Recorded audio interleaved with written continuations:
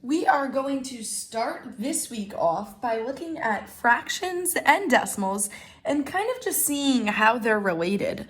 So we're going to start with a number line. And what I'd like you to do is have a piece of paper and you're going to be making this with me, okay? So kind of like we did last week, when I write, you write. Okay, and if you need to pause for time, you can. So you just need a blank piece of paper and some kind of marker, or maybe pen, whatever. And so yeah, so I already just started by making a number line that goes from 0 to 1. So this is one whole. And when I think of it, I always think of like, okay, you could think of it's one whole Hershey bar, or it's one whole tray of lasagna, or it's one whole mile, whatever it is, this is one whole. Okay, but now to deal with fractions and decimals, if they can be less than one whole. So for that, I'm going to make some markings in here. Okay, so I'm going to start by marking this into tenths. I'm cutting it. So if I'm talking about fractions, I'm cutting it. And we know that if you've been watching the lessons, you know I'm big on making this knife, which kind of seems weird, but okay, that's my knife, and I'm cutting the whole into tenths, into 10 parts. Now, to make 10 parts, you actually do 9 lines, and you try to make them as equal as possible. So because they are supposed to be, each tenth should be an equal amount. So I try my best. So 1, 2, 3, 4, 5. I want the 5th line to be halfway through. 6, 7, 8, 9. So they're not perfect. I'll admit these ones are a little bit smaller, but I did my best to space them out by tenths. Okay, and if I do that, and like I said, if you need to pause at any point, you can. Okay, however, if I do that, I can go ahead and say this is 1 part out of 10 parts. Okay, so I can start to label 2 tenths, 3 tenths, 4 tenths, 5 tenths, 6 tenths, 7 tenths, 8 tenths, 9 tenths, and then we know that 1 whole is the same as 10 tenths. Okay, so far, your number line should look like my number line, and we've recorded our tenths. Now, for decimals, I always said if you could read it, you could write it. If this is no wholes and 1/10, remember the decimal amounts. So we should remember the decimal amounts that our wholes are here, and then we have a little bit more, and these are our tenths and our hundredths. So that's very important to know. I'm going to take a little marker and write tenths and hundredths. So right now, we're just focusing on our tenths because listen to how this sounds. 0 whole and 1/10. So I have 0 whole and 1/10. 0 and 1/10 sounds exactly like 1/10, no whole and 1/10. I can keep going. 2 tenths, so I have no holes right here and 2 tenths. And I can keep going. No holes, 3 tenths, no holes, 4 tenths, no holes, 5 tenths, no holes, 6 tenths, no holes, 7 tenths, 0 holes, 8 tenths, 0 holes, 9 tenths, and now 10 tenths we have written as just 1 whole. And I could even write the 0. This is 0 whole and no tenths. So again, your number line should look like my number line right now. It's nice and neat. So far, I have covered the tenths, and I have cut it into tenths. But now we're going to take it a step further. Now we are going to say, well, what if I took those same amounts and instead I cut them into hundredths. So I am cutting this whole into 100 pieces. Well, how would I do that? Every tenth, let's just think about this down here. I'm going to use an orange marker. Think about 1/10. Think about how many hundredths it is using equivalent fractions. Well, how do you get from 10 to 100? What coin do you give it? 10 times 10 is 100. So 1 times 10, doing the same thing to the top, is 10. That means that 1/10 is equal to 10 hundredths. If that's true, then that means in this small amount here, in this small amount, I should have 10 markings. So I should have, and remember, this sounds a little tricky, but to make 10 spots, I have to make 9 lines. So 1, 2, 3, 4, 5, 6, 7, 8, 9. I did my best to make 9 lines. I'm going to zoom in real quick. Okay, let's see. Okay, so from 0 to 1/10 in here, in this amount, it is 1/10 of the whole number line, and inside of that, there are markings.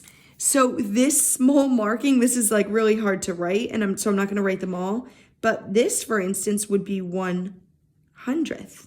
This would be 200ths, 300ths, 400ths, 500ths, 600ths, 700ths, 800ths, 900ths, and 1/10 is the same as 10 hundredths. Okay, so I'm going to zoom back out a little bit. So now, if I know that,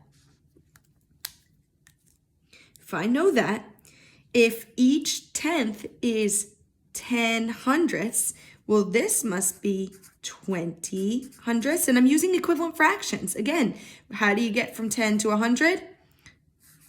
You multiply by 10. Well, how do you get from 2 to 20? You do that same thing, times 10. So this must be 30 hundredths. This must be 40 hundredths. This must be 50 hundredths, 60 hundredths, 70 hundredths, 80 hundredths, 90 hundredths, and this would be 100 100ths. So if I cut it out of 100, that's what I would have. Now, I could go ahead, and if you want to do this, I think it's a good thing. Actually, I'm going to do it really fast. I am going to cut it in. So each of these tenths, each tenth gets cut into 10 pieces. So 1, 2, 3, 4, 5, 6, 7, 8, 9. 1, 2, 3, 4, 5, 6, 7, 8, 9. 9 lines makes 10 parts. 1, 2, 3, 4, 5, 6, 7, 8, 9. 1, 2, 3, 4, 5, 6, 7, 8, 9. 1, 2, 3, 4, 5, 6, 7, 8, 9. 1, 2, 3, 4, 5, 6, 7, 8, 9. 1, 2, 3, 4, 5, 6, 7, 8, 9. 1, 2, 3, 4, 5, 6, 7, 8, 9. And 1, 2, 3, 4, 5, 6, 7, 8, 9. So now you can see this number line, okay? I'm going to draw my knife again. Now this number line is also cut